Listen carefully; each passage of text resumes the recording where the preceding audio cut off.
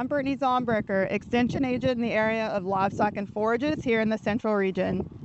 Hi, I'm Vince Deshotel. I'm also an A&R agent in the Central Region of Louisiana with the LSU AgCenter, where I serve as an A&R coordinator and have agronomic responsibilities. Today we're here to talk to you about herbicides and insecticides common in Louisiana pastures and hayfields. So there are several weeds and insects that can infest Louisiana pastures and hayfields. The first step in getting these under control before spraying any recommended chemicals is pest identification.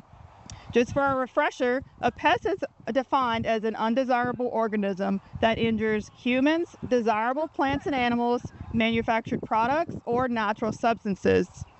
The four main groups of pests are weeds, invertebrates, disease agents or pathogens, and invertebrates. Once a pest is identified, you can begin planning on how to manage that pest. Chemical control can consist of several different things. When we talk about chemical control, that's a means of using a pesticide. Pesticides can be classified as insecticides, herbicides, fungicides, and even rodenticides. There are different classes of pesticides when we talk about chemical control and insect control. So the insecticide that we might want to concentrate on is to take out that specific pest that we've identified, as Brittany mentioned. There are pesticides that are different classes of pesticides. Some can be specific to that particular pest or can have more broad activity. So when we're dealing with a specific pest, in the case of insecticides, we're going to choose a pesticide that's going to work best or have the best activity. When we talk about herbicides, we can have selective or non-selective herbicides. When we're talking about taking broadleaf weeds out of a grass pasture setting, we can generally select out the broadleaves for that purpose. It comes a little more difficult whenever we have grasses in a grass. So we have to have more specific identification and chemical identification on those classes that will work in that manner. Pesticides move in various ways after they contact a host. Systemic pesticides are absorbed and translocated within a plant or animal. They're absorbed through the leaves or roots and are then transported within the treated plant. Contact pesticides are not absorbed by treated plants and animals, however. These pesticides must directly touch the pest or a site that the pest frequents. Pesticides also vary in their persistence or how long they remain active in the soil. Some residual pesticides control pests for weeks, months, or even years. Others provide only a short-term control, sometimes lasting only within a few hours. Sometimes pesticide applications can fail for a multitude of reasons. One reason is that the pest was not properly identified when seeking treatment. There are apps available like Picture This that can help identify weeds, for example. If you're unsure on identification, it's good practice to contact your local extension agent and they can help you identify that pest and give you some recommendations on the best way to treat it. Be sure to follow the recommended dosage for an application, as too little can be effective and too much can hurt desirable plants or animals and the environment. Always read the label of a pesticide to see if the target pest is listed. Timing of the application is important as well. Insects are usually more vulnerable when they are immature, and weeds are most easily controlled before they flower and go to seed. Make sure you have the right equipment available for your situation so you can properly apply that pesticide. And be aware of environmental applications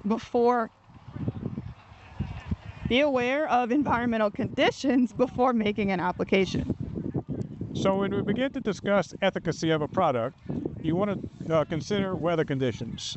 If there are bad weather conditions coming, whether you're spraying a pasture or an agronomic field, you want to make sure that you're rain safe within at least an hour to 2 hours for most products.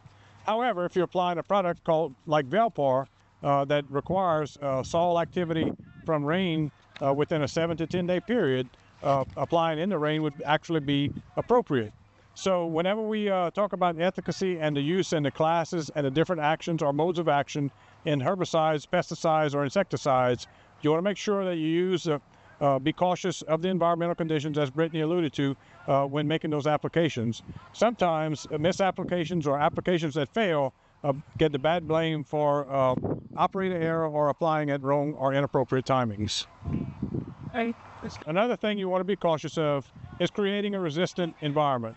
So when you're applying pesticides, whether it's an insecticide, a herbicide, or a fungicide, or even a rodenticide, you want to use labeled manufactured instructions and use appropriate rates.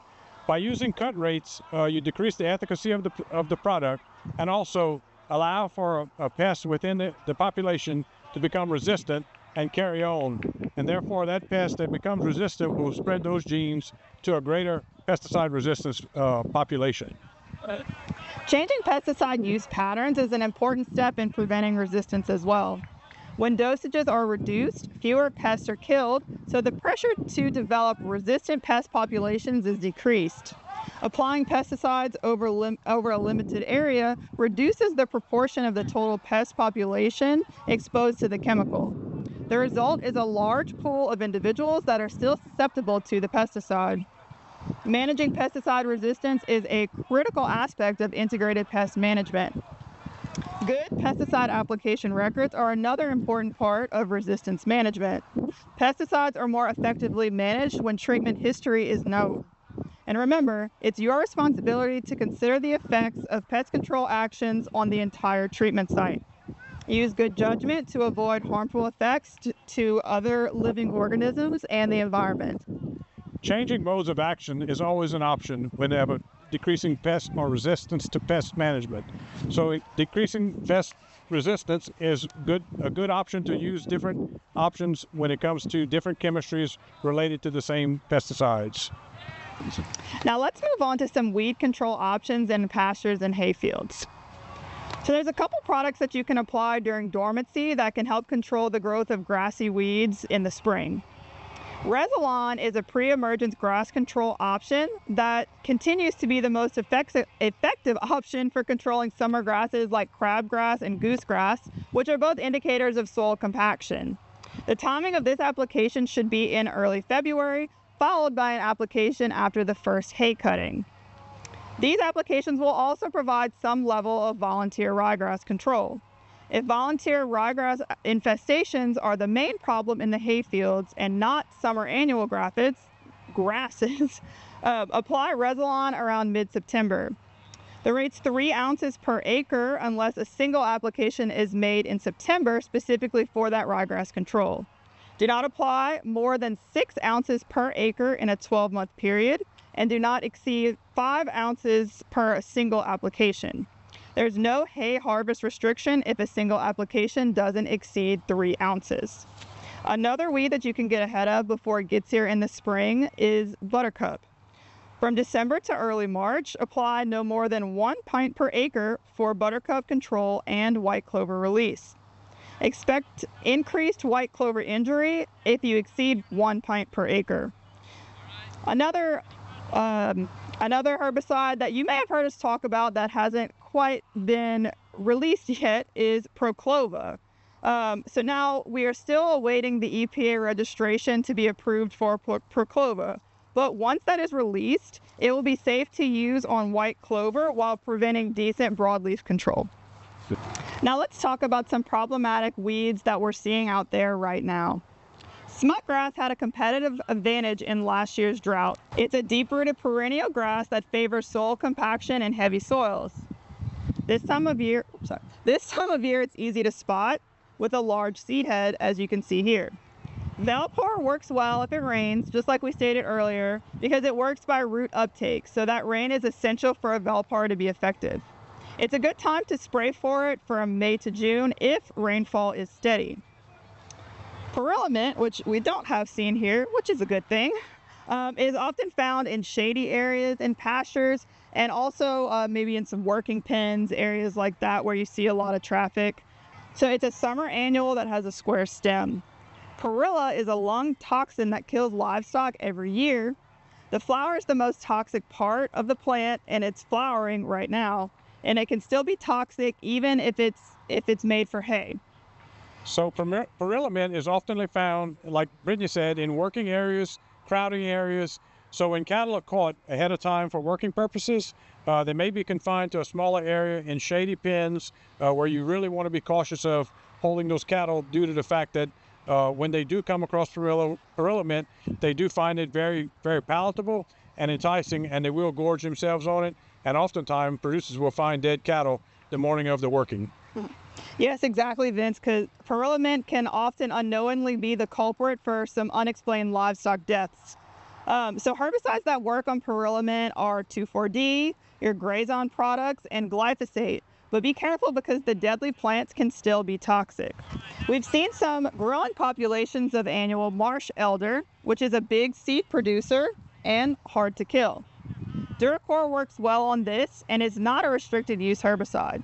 And it's best to apply when the plants are small and actively growing, so likely before you get to the stage that this one's at that you see here. And it's most effective between 16 and 20 ounces of application per acre. Duracor also works well on horse nettle. You can see if you can see, it's got some little pointy ends. This one's obviously been out for a little bit, but it works well on horse nettle as well as your thistles. And the next best option for annual marsh elder would be using Grazon next. There's also an increasing population of knotroot foxtail. The roots include gnarled-like rhizomes that you see here. The rhizome allows the plant to be perennial, meaning it will survive the winter, and it produces a lot of seeds like most foxtail. Glyphosate's the best herbicide for it, and rates need to be around 0.75 pounds to provide control, which causes too much injury for Bermuda grass and hay operations. So there's no highly effective post-control option, but Pasture with glyphosate provides a little setback for the weed, however. Root knot foxtail can often be confused with yellow foxtail, so you want to be cautious of the two. So both sometimes difficult to control when they get to this stage. So you want to catch them knowing the history of your field. You want to catch them when they're young and just putting out new foliage after a hay harvest. Also would like to mention a growing problem we have is with ragweed parthenium. We often find ragweed parthenium on higher pH soils and is very difficult to control.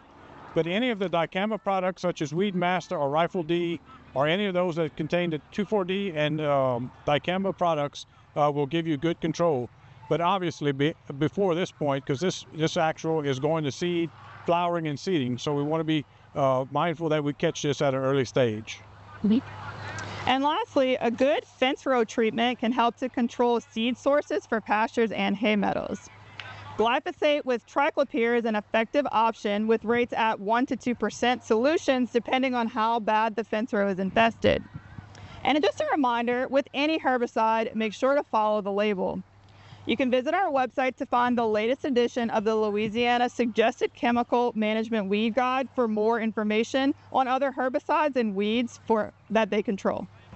So today we'd also like to discuss some of the pests that we encounter in our hay and forage production in Louisiana.